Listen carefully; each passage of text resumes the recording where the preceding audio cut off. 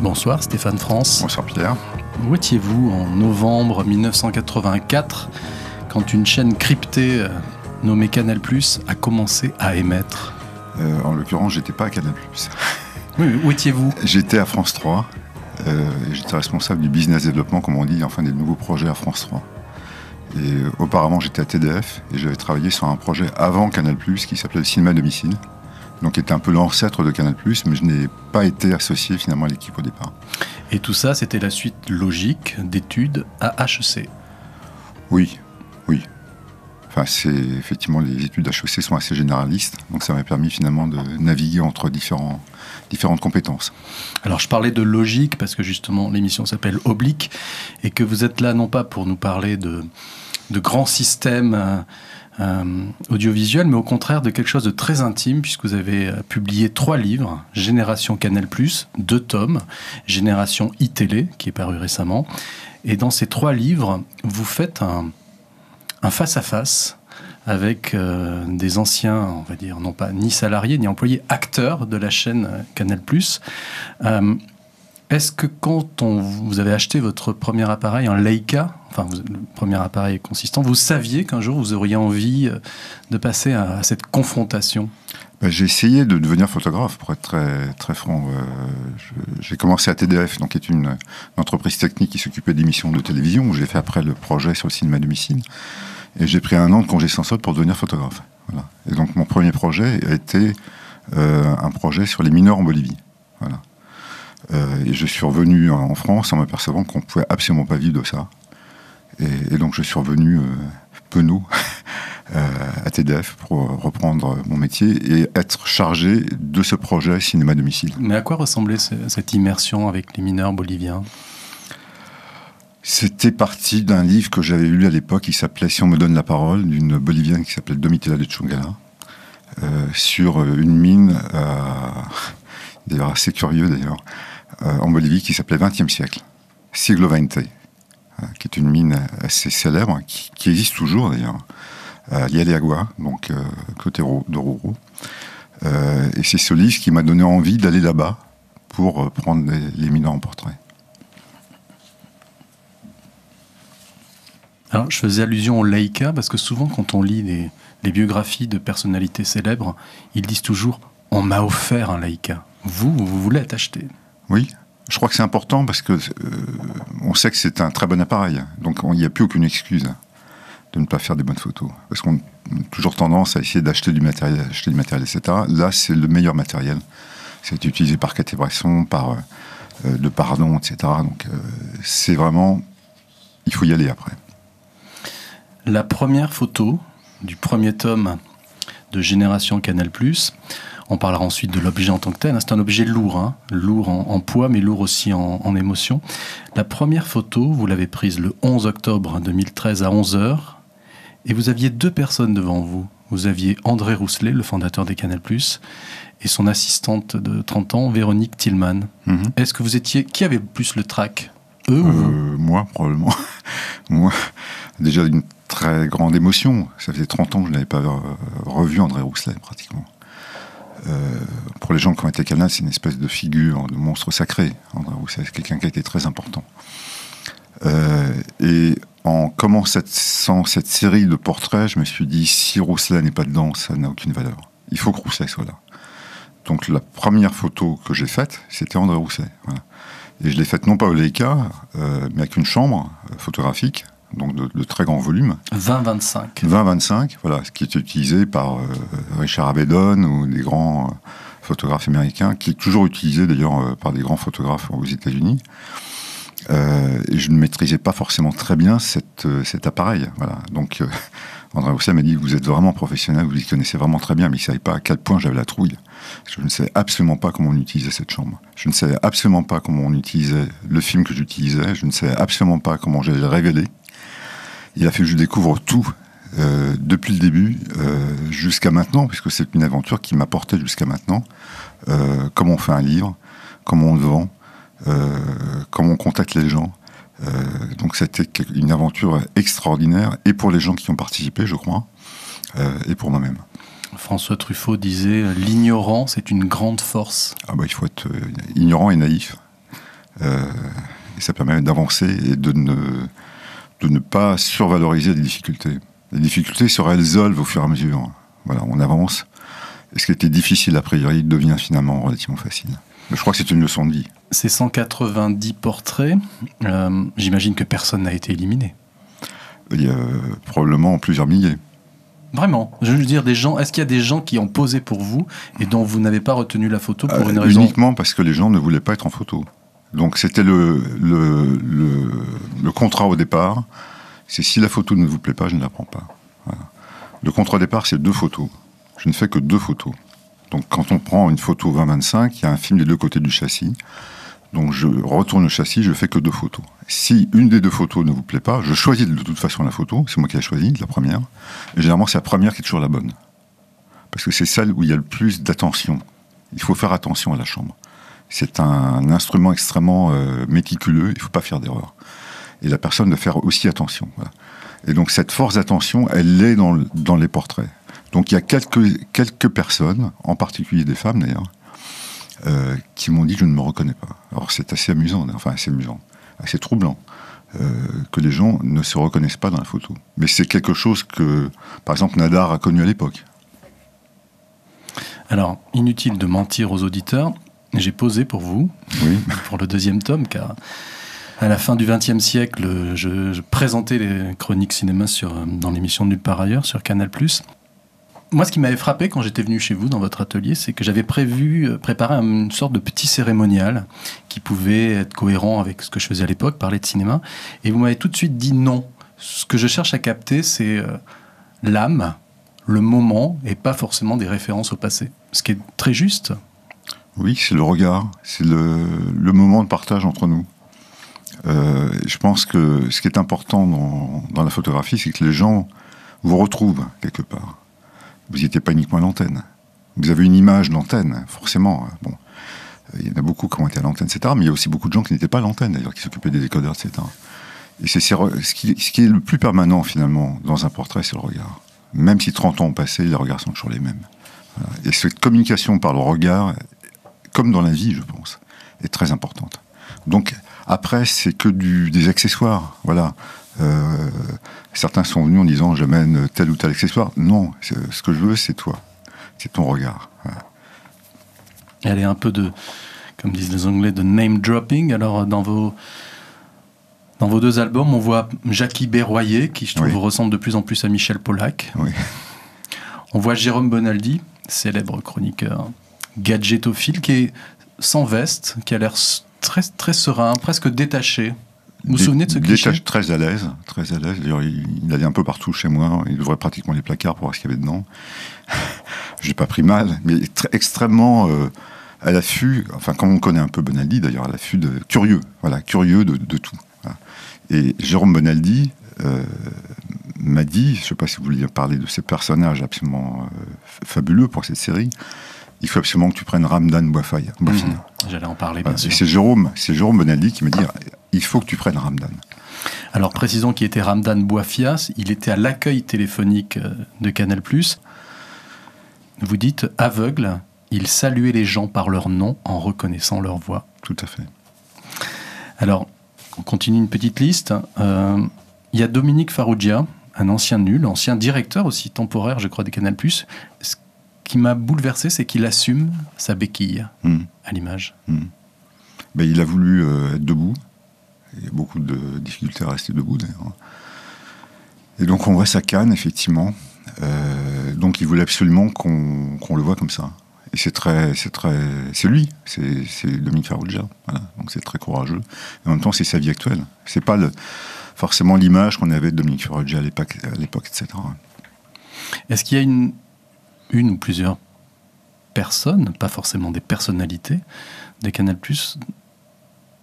qui vous ont impressionné avant même d'appuyer sur le déclencheur? Vous sentiez quelque chose? André Rousselet, bien évidemment, André Rousselet, Lescure aussi, enfin tous les gens qui étaient importants à l'époque pour les gens de Canal+, bien évidemment. Des actrices, effectivement Annie Lemoine par exemple a été extrêmement touchante. les gens sont un peu, enfin c'est un peu comme quand on fait de la radio, les gens sont un peu angoissés, ils ne savent pas trop comment ça va se passer, etc. Et Annie Lemoine était extrêmement prudente au départ, parce qu'elle ne me connaissait pas, je ne la connaissais pas. Voilà. Et certaines personnes avaient l'impression que j'allais presque leur voler leur âme. Et donc que j'allais finalement capter quelque chose qu'elle ne voulait pas laisser paraître. Voilà. Et donc tout le travail dans le portrait photographique, c'est justement cette approche personnelle avec les gens. Donc il y a un aspect technique qui est très important, mais il y a un aspect personnel qui est très important. Donc c'est pour ça que, d'ailleurs on l'a fait ensemble, Pierre, on vous a expliqué comment ça fonctionne, la chambre noire, le laboratoire, voilà, il faut toute une phase de mise en confiance du photographe et de la personne qui est photographiée. Et c'est ça qui est le plus important finalement, plus que la technique. C'est cette approche de résonance entre deux personnes. En allant poser pour vous, il y a 2 ans, j'avais l'impression de divers sas de décompression. Vous faisiez une visite guidée de chez vous, c'est un peu ça, de votre atelier. Je me suis dit, bon, alors on y va. Et en fait, je me rendais compte que ce temps-là, ces sas-là étaient capitaux. Ah, c'est capital. C'est capital. Et effectivement, ça m'est arrivé de faire des photos des gens qui étaient pressés, etc. Le regard n'est pas le même. On voit, enfin moi je le vois en tout cas, c'est pas la même chose. Dans la présentation de votre tome 1, vous dites « Le photographe et la personne photographiée doivent être attentifs et présents à l'instant de la prise de vue, du temps de pose, et cela confère à la photo qui va être prise un caractère extraordinaire. » Oui, tout à fait. Et malheureusement, ça se perd, puisqu'on ne pose plus maintenant. Il y a des milliards de photographies tous les jours, par le portable, voilà, qui sont envoyées par Facebook, etc. Je trouve ça très bien. Dernièrement, je travaillais encore à Orange. Donc j'étais complètement baigné jusqu'à quelques mois d'ailleurs dans cet univers du numérique que je trouve fantastique. Voilà. Mais on ne prend plus la pause. On ne fait plus la pause. On fait ça avec le portable, etc. Même les appareils numériques disparaissent. Même les appareils photo numériques disparaissent. Donc c'est pas uniquement les appareils photo argentiques qui disparaissent, il faut les appareils photo numériques qui disparaissent. Et on ne prend plus la pause. Voilà. Et ce regard, cet échange de regard est très important. Et au-delà de ça, ce qui est très important, c'est la permanence de la photographie. L'argentique a fait ses preuves de la pérennité du support, ce qui n'est pas encore le cas du numérique. Donc pour moi, c'est très important de continuer à faire de l'argentique pour être sûr que les photos vont rester. Oui, car qui encore, malheureusement, prend le temps d'imprimer ces photos, de les donner à un photographe? Ce qui est extraordinaire, c'est la légèreté avec laquelle nous traitons nos futurs souvenirs. Tout à fait. Mais enfin bon, il faut essayer d'éviter d'être négatif et trop pessimiste, mais je pense que c'est extrêmement grave. Extrêmement grave parce que le traitement de la mémoire, le recueil de la mémoire, les traces qu'on a au Moyen-Âge, l'Antiquité, etc., à partir du moment où c'est dématérialisé, on est à la merci d'évolution de standards, de prix HDMI ou d'autres standards qui vont apparaître et qui vont très très vite. Est-ce que Alain de Greff, ancien directeur des programmes de Canal+, était déjà très malade quand vous l'avez photographié? Oui, c'était très émouvant. Il connaissait son issue? Probablement, en fait, il était très malade. Et pour lui, c'était très important de venir. Enfin, j'étais très touché par Alain. Je ne le connaissais pas. Il faut dire que moi, pendant toute cette période-là, j'étais à l'étranger. Donc j'avais une distance considérable. Je ne connaissais pratiquement personne, à part le top de Canal, André Rousselet, Pierre Lescure, etc. Mais tous les gens de programme, je ne les connaissais pas. Alain de Greff, je ne connaissais pas. Et donc, il était extrêmement malade, mais pour lui, c'était très important. Et alors, ce qui est amusant et curieux, c'est que dans sa photo, son col n'était pas très bien mis. On voit que sa poche bâillait un peu, etc. J'allais vous en parler. Voilà. Et pour lui, c'était important de revenir. Je lui dis, écoute, Alain, si ça te dérange, tu reviens. Voilà. Et évidemment, il est revenu, et la photo qui était la bonne, c'était la première. Toujours la première. Philippe Gildas, on voit cette photo, c'est le petit sourire en coin, la placidité, la bonté. Oui, c'est un type que j'ai connu aussi grâce à cette série de portraits, que je ne connaissais pas avant. Il se trouve il vient du 20e, donc c'était un gars du quartier. Et donc extrêmement franc, sympa, quoi. Alors, je me suis arrêté quelques secondes de plus sur la photo de Alain Duverne, oui, qui est le créateur des Guignols. Comment est-ce que lui, qui a figé tant de personnalités médiatiques, sportives, artistiques, etc., à travers les Guignols, et passer de l'autre côté du miroir, où là, c'était vous qui le façonniez, entre guillemets? Je l'ai façonné parce que quelqu'un m'a dit, je ne sais plus qui d'ailleurs, il faut le faire rigoler. Faire rigoler Alain. Hein. Et donc, je me suis exercé à le faire rire. Et donc, la photo d'Alain, c'est son caractère de bonne humeur, etc. Benoît Delépine, ancien auteur des Guignols, aujourd'hui cinéaste. Lui, alors là, sur la photo, il y a quelque chose de presque d'implacable. Il a un foulard, il a une montre qu'il exhibe bien. Il y a un petit côté presque british. Pas du tout. Alors, c'est peut-être un tournage qu'il était en train de faire. Il a peut-être une apparence à respecter. Qu'est-ce que vous vous souvenez de cette séance en particulier avec lui? Ils sont venus ensemble, avec toute l'équipe, et donc ça a été assez rapide. Il n'y a pas eu forcément un contact direct avec lui. Enfin, le contact direct, on l'a quand on est à deux. À partir du moment où il y a plusieurs personnes qui arrivent, on est forcément plus dans la représentation. Qui vous a photographié, vous? C'est ma femme, donc Frédéric Dapiénane. À qui j'ai d'ailleurs dédicacé ce livre. Le livre lui est dédié, oui.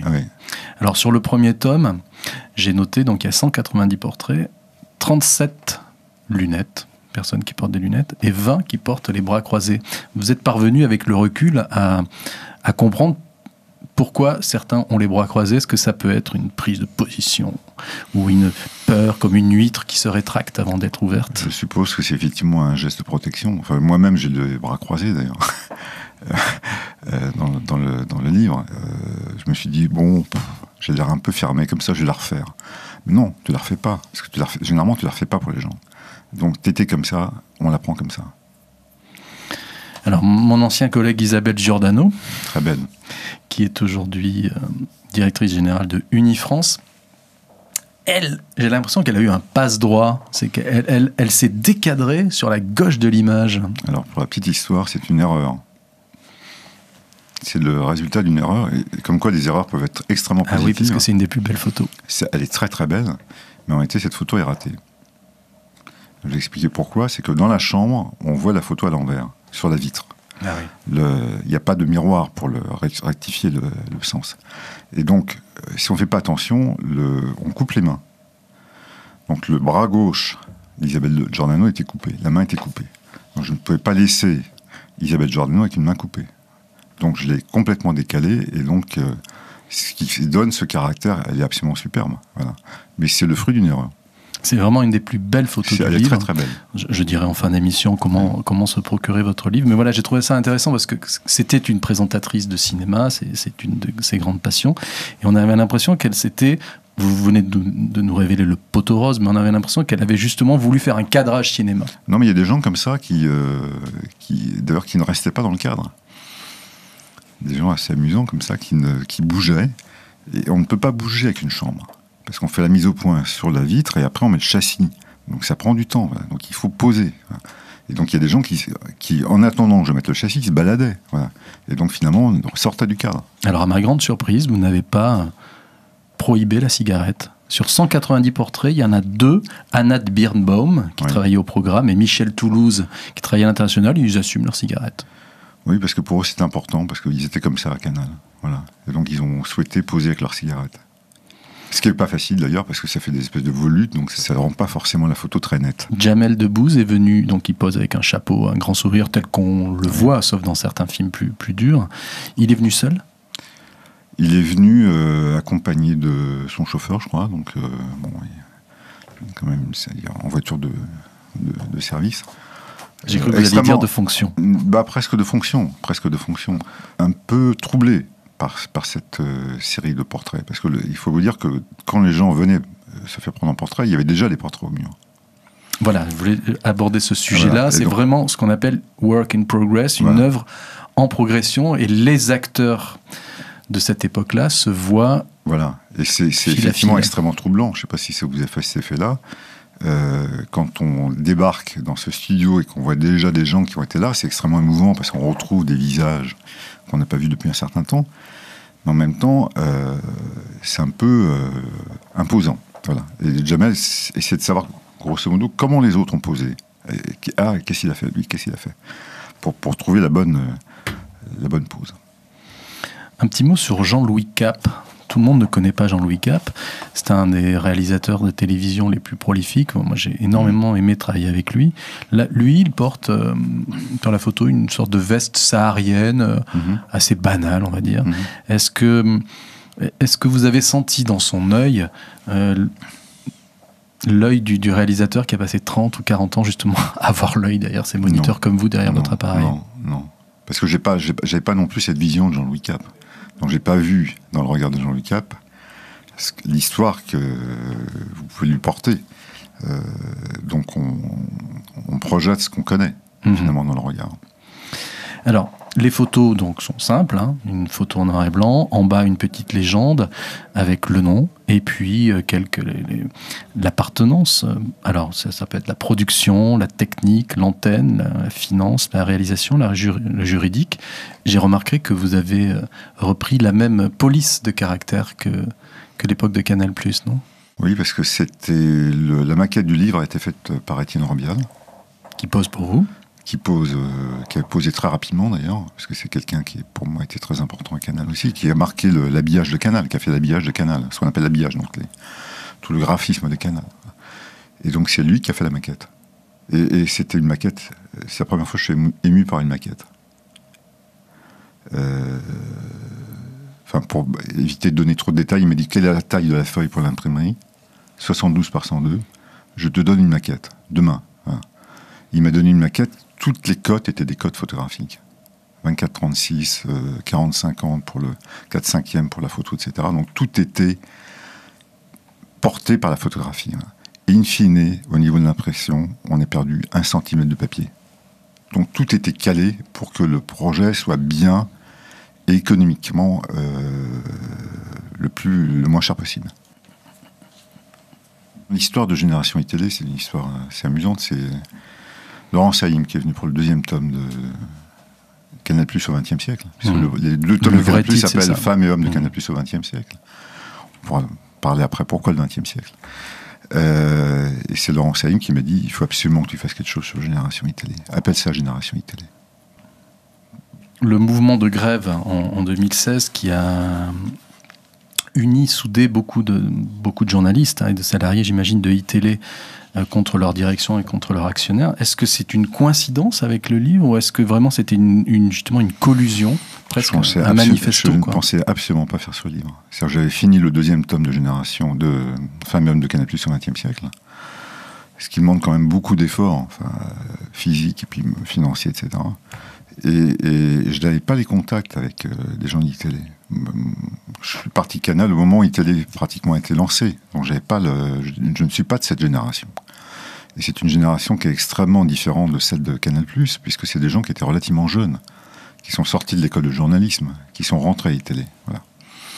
Et donc cette série a été déclenchée par effectivement le mouvement de grève.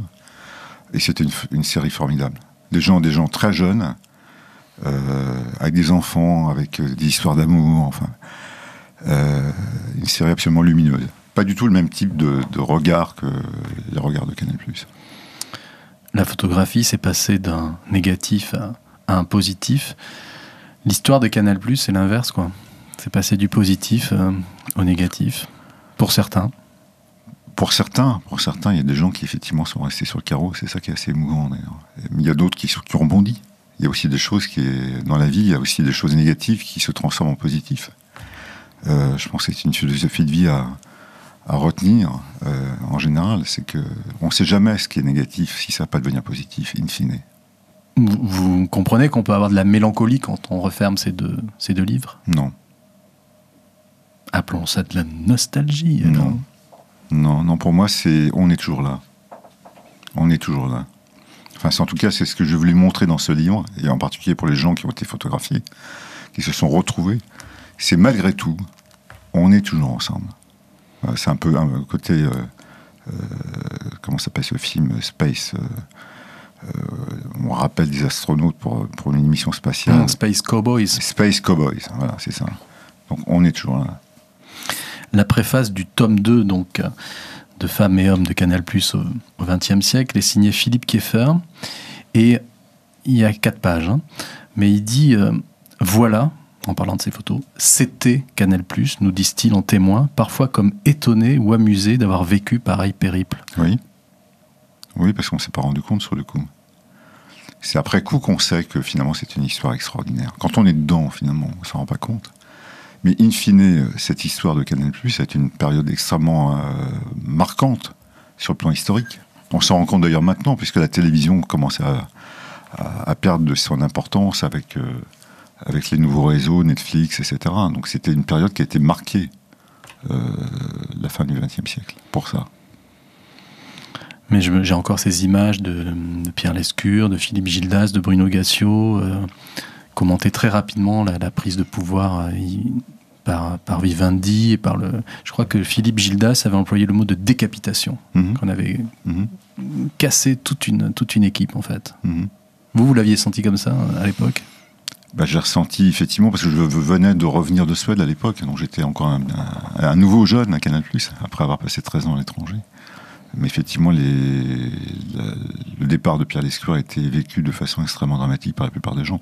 Le départ d'André Rousselet avant, il y a eu 2 grands départs. Enfin, le départ de Rousselet en 1994 et le départ de Pierre Lescure en 2002. Dans votre livre aussi, de par sa texture et son format, il y a aussi une dimension où tout le monde est à égalité. Oui, ça me paraissait important. Oui. Parce que finalement, après coup, on est tous des femmes et des hommes.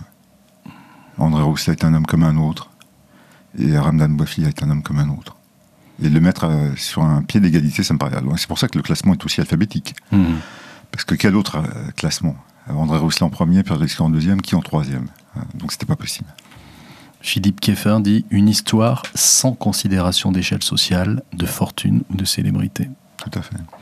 Vous connaissez un peu le travail de Valérie Mregen, qui est photographe, vidéaste. Elle a sorti un long métrage il n'y a pas très longtemps qui s'appelait En ville. Et à un moment, un des personnages qui est un photographe dit en fait, quand on photographie des Indiens, la fameuse histoire que les Indiens ont peur qu'on leur vole leur âme, en fait, qu'aujourd'hui, c'est le photographe, celui qui prend la photo, à qui on vole son âme. Est-ce que vous avez eu l'impression de subir une sorte, même si ça a été fait sur plusieurs mois, de vivre quand même une bourrasque, de voir tous ces gens devant vous, chez vous? C'est extrêmement émouvant, extrêmement fatigant, parce qu'on produit de l'émotion positive. Les gens sont contents d'être là, sont contents de se retrouver, etc.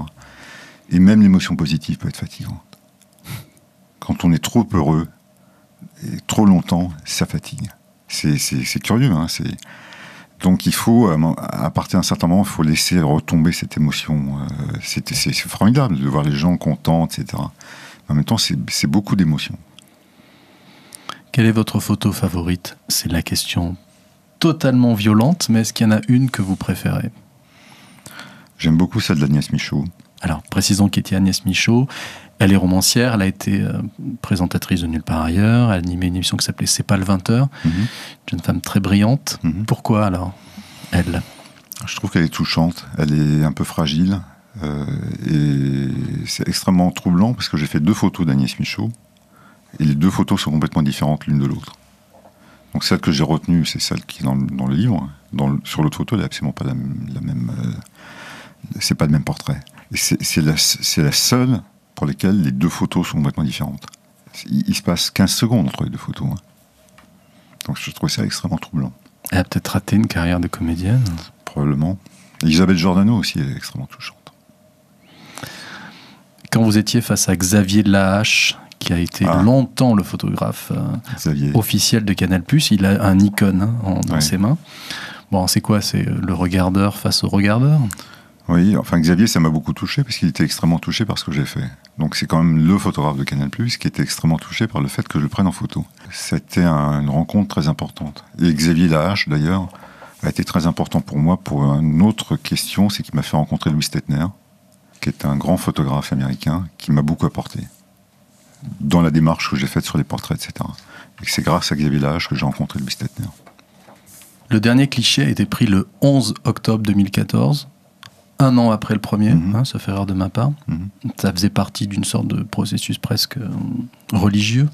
Oui, parce que il faut bien se donner une date pour une fin. À partir du moment où si on ne se donne pas de date, il n'y a pas de raison d'arrêter. D'où aussi le terme de XXe siècle. T'étais là au XXe siècle, tu viens. T'étais pas là au XXe siècle, tu viens pas. Voilà. C'est une règle. Il faut se donner des règles dans la vie, enfin, en particulier pour des projets comme ça.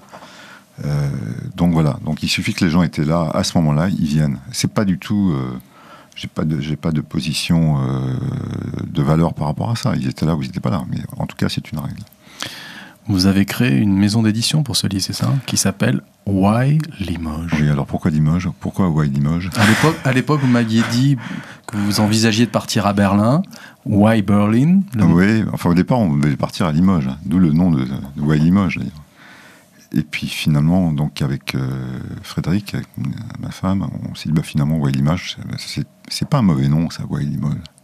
On se demande pourquoi, les gens se demandent pourquoi, les gens le retiennent finalement. Voilà.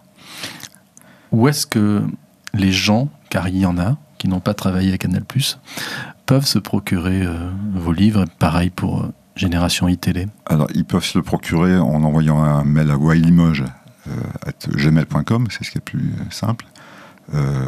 Voilà, donc c'est effectivement ce qui est plus simple. Sinon, il faut écrire à Why Limoges, 18 rue du Meunier, 56 700, Hennebon, H-E-2-N-E-B-O-N-T, qui est à côté de Lorient.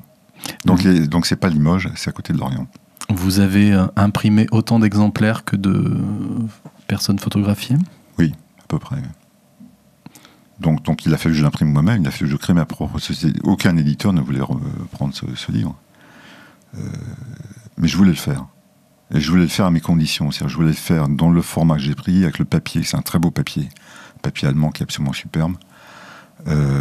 Voilà. Et donc, à partir du moment où on veut que les choses arrivent, il faut que ça arrive. Des expos temporaires sont possibles avec ces photos? Alors, les expos, la plupart des tirages existent, puisque j'ai fait une expo en septembre 2015, et je viens de faire une expo sur Génération iTélé en novembre 2016. Donc c'est possible de reprendre, les cadres sont prêts, les passe-partout sont prêts. Donc l'expo peut être reprise assez facilement. Est-ce que vous êtes prêt pour le petit questionnaire rituel de fin d'émission? On y va.